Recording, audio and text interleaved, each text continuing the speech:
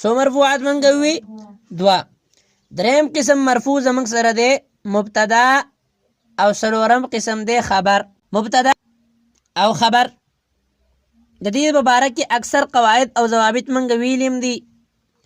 منګه دا ویلو چې بای د مبتدا خبر پہچان به څنګه کې پیژنې به څنګه وغیرہ وغیرہ. اکثر اسباق چې کوم دي منګه د دې ویلو. وس خو ها د مبتدا او خبر چې کوم دي بعض اسباق داسې دي چې هغه منګه ویل نه دي، نو په دې کې به هغه سبقونه وایو کم چې منګه نه دی ویل. ګوره مبتدا ابتدأ يبتدئ ابتداء فهو مبتدأ د اسم مفعول صيغه ده. معنا دا ده چې د کمې نه ابتدا کړی شوي، د کمې نه ابتدا. او خبر ستوي خبر په معنا دا ده ار هغې اسم یا کلمې یا جملې ته وایي چې د هغې حکم لګي په ماقبل باندې، یا د هغې نه څه خبر ورکړی کېږي نو هغې ته وایي خبر. لکه موږ وایو زید قائم، زید ولاړ دی، نو د جملې ابتدا د څه نه وشوه؟ د زید نه، د زید نه وشوه که نه؟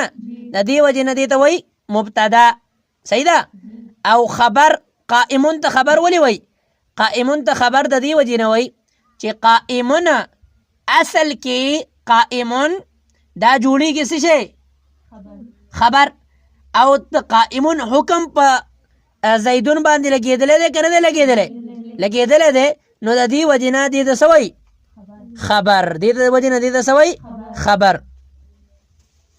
او مبتدا د مبتدا اصطلاحي تعریف دا خو ما پہچان تاسو ته وي. د مبتدا اصطلاحي تعریف دا دی چې دا مبتدا او خبر دا دواړه داسې اسمونه دي چې دواړه د عوامل لفظیه نه خالی، او په دې کې یو مسند الیه جوړیږي او دویم مسند جوړیږي. او کومه چې مسند الیه جوړیږي نو هغې ته وایي مبتدا، او کومه چې مسند جوړیږي نو هغې ته وایي خبر. اوس دا یو اختلاف دی چې بھائی د دې عامل معنوي دی که لفظي دی. بهرحال دا به تاسو انشاءالله په غټو کتابونو کې ووایئ، د دې ډېر زیات ضرورت چې کومه دی داسې نشتی. بهرحال د مبتدا چې کومه دی اصل څه دی؟ د خبر اصل څه دی؟ نو ګوره د مبتدا اصل دا دی چې دا به وي معرفه، او د خبر اصل دا دی چې دا به وي نکره. یعنی مناسب حالات د مبتدا دا دی چې په کم کې هغه مبتدا جوړېدل مناسب دي هغه به وي معرفه. ولې؟ ځکه چې مبتدا محکوم علیه وي، په هغې باندې حکم لګي، او دا خبره بالکل واضحه ده چې تر څو پورې یو څیز متعین شوی نه معلوم شوی نه نو په هغې باندې حکم لګولی کېږي نه. او په خبر کې اصل دی نکره، یعنی د خبر مناسب حالت دا دی چې هغه به وي نکره. ولې؟ خبر اصل کې وي محکوم به، او محکوم به کې اصل تعمیم دی، عموم دی، او نکره عامی که معرفه نکره عامی. نو د دې وجې نه په خبر کې اصل څه شی دی؟ نکره. په خبر کې اصل څه شی دی؟ نکره. لیکن دا خبره ذهن کې کیدی چې کله ناکله مبتدا کې تخصیص وشي نو دا نکره وي، او په نکره کې څه وشي؟ تخصیص وشي، نو هغه بیا مبتدا جوړېدل څه دي؟ صحیح دي. او تخصیص چې کومه دی پیدا کېږي نو هغه په شپږ طریقو سره پیدا کېږي. وجوه تخصیص څو دي؟ چې وجوه تخصیص څو دي؟ چې اولنۍ وجه تخصیص دا ده چې په نکره کې به تخصیص څنګه پیدا کوو؟ د صفت د وجې نه. په نکره کې به تخصیص څنګه پیدا کوو؟ د صفت د وجې نه. او ګوره لکه منګه قرآن مجید ولا عبد مؤمن خیر من مشرک، په دې کې عبدن دا نکره ده او تخصیص پیدا شوی دی د مؤمنون د وجې نه. نو مؤمنون بالکل مذکور دی که مذکور نه دی؟ مذکور دی که نه؟ لہذا د دې وجې نه تخصیص پیدا شو د صفت مذکوره د وجې نه. صفت بالکل مذکور دی، لہذا لاول عبد کافر ته هم شاملو او مسلمان ته هم، مؤمن ته هم شاملو او مشرک ته هم. لیکن چې مؤمن رالی نو تخصیصی پکې پیدا کو که نه کو چې د عبد نه مراد عبد مؤمن دی، عبد مشرک نه دی. پوه شوئ؟ او دویم وجه تخصیص دا ده، په هغې کې تخصیص به څنګه پیدا کوو چې نکره د هغې حمزې نه وروستو راوړی شي چې کومه حمزه د ام متصله سره واقع کیږي. د هغې حمزې نه وروستو چې کومه حمزه د ام متصله سره واقع کیږي، لکه ارجل فی الدار ام امرأة. اوس په دې کې رجل او امرأة دا نکره دي، لیکن نکره مخصصه دي. ولې؟ چې په دې کې تخصیص پیدا شوی دی د متکلم د علم د وجې نه. ولې؟ ځکه متکلم ته پته ده چې په دې کور کې د دوو کسانو نه یو کس ضرور شته، یو کس ضرور یا ښځه ده او یا سړی دی. او ګوره اوس صرف د دې حمزې او د ام په ذریعه سره دا تعیین غواړي چې ښځه ده یا، لیکن دا ورته پته ده که نه چې څوک شته، نو تخصیص پکې پیدا شو که نه شو؟ لیکن د علم متکلم د وجې نه تخصیص پکې پیدا دی. د چا د وجې نه؟ پوه نه شوئ تاسو؟ او د تخصیص درېیم وجه دا ده چې کله ناکله تخصیص په نکره کې پیدا کیږي د نکره تحت النفي د وجې نه.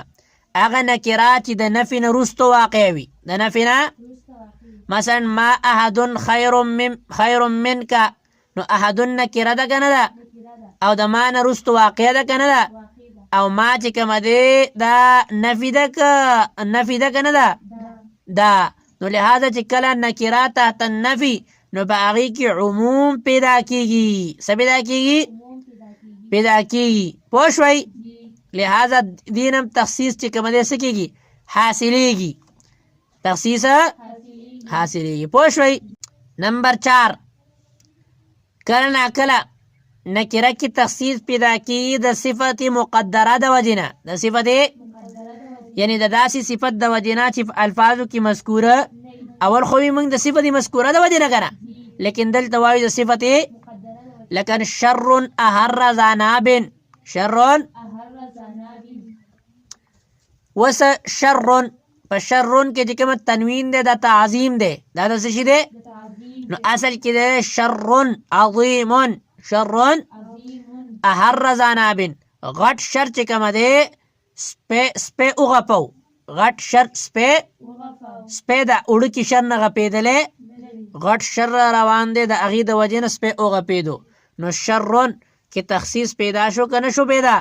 چې اوړو کې شر مراد، غټ شر مراد دی، اوړو کې شر مراد. پوه نه شوئ تاسو؟ او پنځمه وجه تخصیص دا ده چې په نکره باندې خبر مقدم شي. په نکره باندې خبره لکه فی الدار رجل، فی الدار رجل، فی الدار رجل، نو فی الدار رجل دا رجل نکره ده که نه ده نکره؟ نو د تقدیم د وجې نه په دې کې تخصیص پیدا کو چې خبرې مقدم کو او اسم څه کو. او شپږمه وجه تخصیص دا ده چې هر هغه نکره چې د متکلم طرف ته د هغې نسبت وشي او د هغې نسبت د وجې نه په هغې کې تخصیص پیدا شي. مثلا سلام علیک، نو سلام نکره ده که نه او مبتدا واقع کیږي او په دې کې تخصیص واقع شوی دی. ولې؟ تخصیص پکې اصل کې پیدا شوی دی د متکلم نسبت د وجې نه. لکه سلام علیک اصل کې دا جمله فعلیه وه، او جمله فعلیه څنګه وه؟ سلمت سلاما علیک وه، سلمت سلاما. نو سلمتو نسبت متکلم ځان ته کړی دی که نه دی کړی دی، لیکن بیا د هغې نه هغه لاړه او سلام علیک، سلام علیک، نو د دې افعال مفعال هر څه محذوب شو که نه شو؟ محذوب شو. پوه شوئ؟ لیکن سلمتو سلاما، نو سلاما نه فعل او فاعل دواړه حذف شو او سلاما علیک باقي پاتې شو که نه؟ او دقه مصدر د فعل او فاعل قایم مقام جوړ کو چې ولې؟ چې په دوام او استمرار باندې دلالت وکي، په همیشوالي باندې. پوه نه شوې تاسو چې همیشه دې په تا باندې سلامتي صرف د وس دپاره خاص. امید ده چې دا به په سمجھ کې راغلی.